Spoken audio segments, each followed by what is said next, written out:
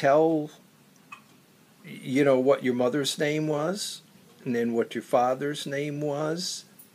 My mother's name was Katarina Chomko. Chomko. And your father? Wasil Mutz. And where was he born? In Poland, but Galicia, Poland, they were born.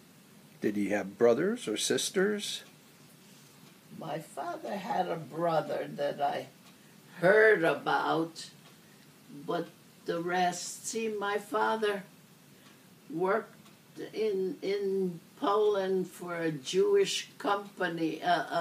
Jewish people were making gloves, and he went there to help them clean up, and then he was working with them, and he learned to use the sewing machine. Mother.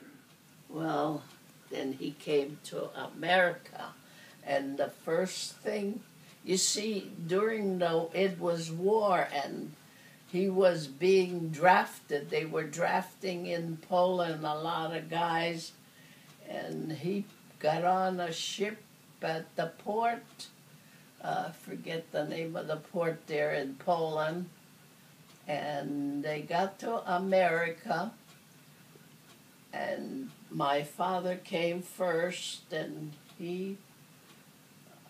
later on my mother came. She was only 14 years old. 14? Yeah. So how did you meet her? In America, once they got to know, she was working, I don't know if it was already a cigar factory or what. My father worked at the General Mills, it was called the cigar factory, and they named it, they had a name like 44 cigars they made. And that's how, young people met. Did your mother have sisters or brothers? My mother's brother's name was Joe Chomko, Chomko, Yusko, Joseph. And Joseph came to America, and John was a younger brother, and he went to Argentina on a job. Did they ever hear of him afterwards? Well, there was a letter one time, and that's all. And that letter was from who? Well, it went to my parents up there. It could have been Uncle Joe or somebody out there.